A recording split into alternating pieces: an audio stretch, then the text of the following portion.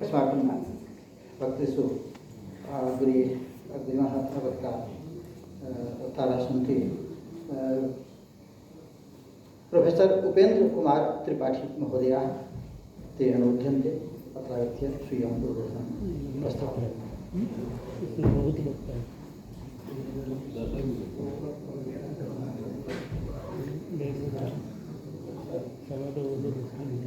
गंगा तरंग रमणीय जटा कलापम गौरी निरंतर विभूषित वाम भागम नारायण प्रियमनंग मदापहारम वाराणसी पुरपति भज विश्वनाथम। सुविशालम निजम देशम विशालां संस्कृतिं निजाम विशालम निज साहित्यम भूयो भूयो नमाम्यहम्। परम सम्मानीयाः अस्य सत्रस्य अध्यक्ष महोदयाः आचार्याः मिश्र महाभागाः अधिमंचम विराजमानाः तत्तत्शास्त्रे कृतभूरि परिश्रमाः महान्तः विद्वांसः विभिन्नेभ्यः विश्वविद्यालयेभ्यः समागताः संस्कृति समुपासकाः कुलपतयः सम्मान्याः वक्तारः श्रद्धेयाः संयोजकाः संस्कृतानुरागिणः विद्वांसः संस्कृतानुरागरञ्जिताः प्रियाः भ्रातरः भगिन्यश्च। यथा भवन्तः सर्वे जानन्ति यत् त्रिदिवसीये अंतर्राष्ट्रीय नेपाल भारत संस्कृत सम्मेलने वयं सर्वे समवेताः स्मः। अत्र बहून् विषयान् अधिकृत्य पृथक् पृथक् चर्चा भविता। अस्मिन् क्रमे सम्प्रति चर्चायाः यः विषयः वर्तते सः अस्ति वेद वेदांग परंपरा नेपाल भारत संबंध सूत्रञ्च। अस्मिन् विषये मया पत्रं लिखितं तत् संक्षेपेण 10 निमेषेव प्रस्तौमि। विशेषतः काशी नेपालयोः वेद वेदांग परंपरा संस्कृत विषय पत्रस्य विषयः अस्ति।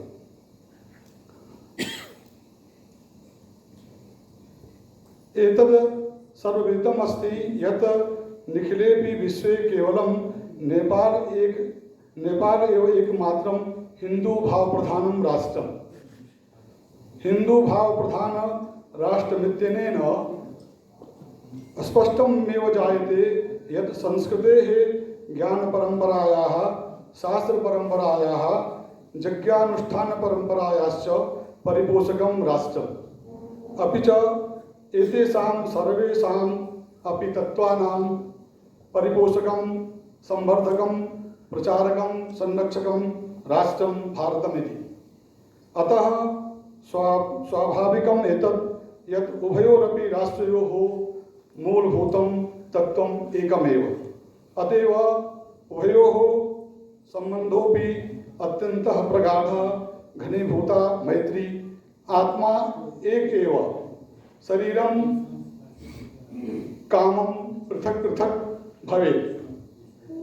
यः केन्द्रीय संस्कृत विश्वविद्यालयस्य कुलपतयः आचार्यः बडखेरी महोदयेन प्रोक्तं यत् भारत नेपाल देशौ द्वौ देहौ आत्मा तु एक एव। तस्य कारणं समाना संस्कृति, समाना धर्मः, समानं शास्त्रम्। मान्याः अहं काशीतः प्राप्तवान्, अतः केवलं काशी संदर्भे नेपाल राष्ट्रस्य यदि सम्बन्धसूत्रं निरूप्यते तदा विशाला कश्चन ग्रन्थः भवेत्।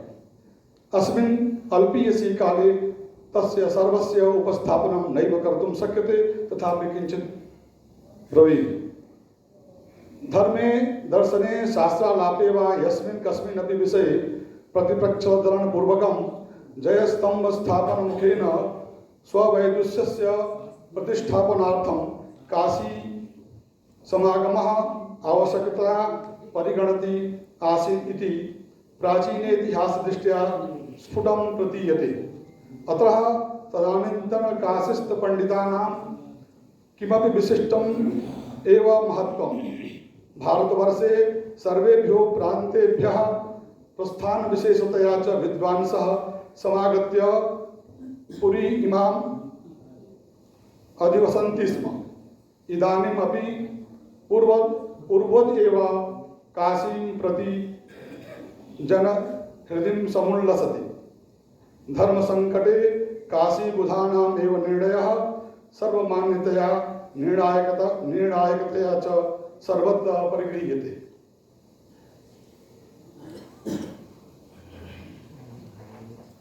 काशी ज्ञानस्य मोक्षस्य नगरी च अस्ति। तत्र गंगाघट्टे लघुभारतस्य स्वरूपं दृश्यते। तत्र बहुकालात् भूयांसः नेपाली विद्वांसः काश्यां निवसन्ति। सर्वेषां पृथक् पृथक् संभागः मोहल्ला वर्तते। हनुमानघट्टे दक्षिणभारतीयाः, नीलकण्ठे मैथिलाः, पूलानाला गुर्जराणां, दुर्गाघट्टः मराठानां तथैव नेपाली समाजः दूधविनायक, मंगला गौरी, नेपाली खपड़ा, ललिता घट्ट प्रभृति स्थानेषु निवसति। तत्र जम्बूकोठी संभवतः 50 वर्षेभ्यः आत्माराम गौतम महोदयः अनेकान् छात्रान् रुद्राष्टाध्यायीन् अध्यापयति। न केवलम् एतावदेव अपितु इयं महती परंपरा बहुकालात् प्रचलन्ती दृश्यते। यस्यां परंपरायां श्रीमन्तः professor Shivraj Kautinyayan, professor Amod Vardhan Kautinyayan, doctor Manilal शर्मोपाध्यायः तत्रैव नंदलाल वाजुरिया विद्यालये वेदस्य अध्यापकः आसन्। तस्य पुत्रः प्रोफेसर गोपाल प्रसाद शर्मा सम्प्रति लाल बहादुर शास्त्री केंद्रीय संस्कृत विद्यापीठे वेदस्य आचार्यः अस्ति। डॉक्टर श्रीराम पोखरेल, आचार्य श्रीराम अधिकारी, प्रोफेसर नारायण प्रसाद गौतमः, डॉक्टर लक्ष्मी शर्मा, डॉक्टर नारायण प्रसाद भट्टराई प्रभृतयः वैदिक विद्वांसः काश्याम् अधीत्य भारते नेपाले च संस्कृतं वैदिक परंपरा च पोषितवन्तः, पोषयन्ति च। अपि च सम्प्रत्यपि सान्दीपनी राष्ट्रीय वेद विद्या प्रतिष्ठान द्वारा संचालितासु वेद पाठशालासु शताधिकाः नेपाली विद्वांसः छात्राः वेदं पठन्ति, प्रचारयन्ति, परंपरा पालनं च सम्पादयन्ति। किमधिकं ब्रूमः, विश्वविद्यालये विश्वविख्याते काशी विश्वनाथ मंदिरे नेपाल वास्तव्य एव आचार्य श्री टेक नारायण उपाध्यायः काश्यां वेदाध्ययनं विधाय मुख्य अर्चक भूमिकां सम्पादयति। संपूर्णानंद संस्कृत विश्वविद्यालये तेन च सम्बद्धेषु अनेकेषु संस्कृत महाविद्यालयेषु भूयांसः विद्वांसः शास्त्राणि अध्यापयन्ति। दूधविनायक क्षेत्रे नेपाली समाजस्य अनेकाः धर्मशालाः, अनेके वृद्धाश्रमाः, एकं काष्ठकलाकृति सम्बलितं पशुपतिनाथ मन्दिरमपि ललिताघट्टे राजतेतराम्। तत्र नेपाली संस्कृत महाविद्यालय संपूर्णानंद संस्कृत विश्वविद्यालयेन सम्बद्धः वर्तते। यत्र अनेके छात्राः पठन्ति।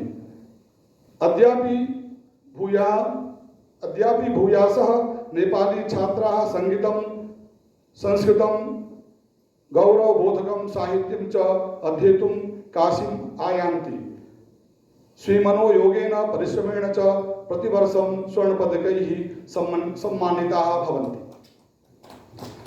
काशी हिंदू विश्वविद्यालये कला संकाये नेपाली भाषा विभागः वर्तते। यत्र अनेके आचार्याः, उपाचार्याः, सहायक आचार्याश्च कार्यरताः सन्ति। भूयांसः छात्राः स्नातकोत्तर विद्यावारिधिं च सम्पाद्य विभिन्नेषु स्थानेषु नियुक्ताः भूत्वा नेपाल राष्ट्रस्य गौरवं संवर्धयन्ति। अपि च हिंदू विश्वविद्यालये नेपाल अध्ययन केन्द्रमपि संचाल्यते। तत्र नेपाल राष्ट्रं नेपाली साहित्यं च आश्रित्य शोध संगोष्ठयः, कार्यशालाश्च भवन्ति।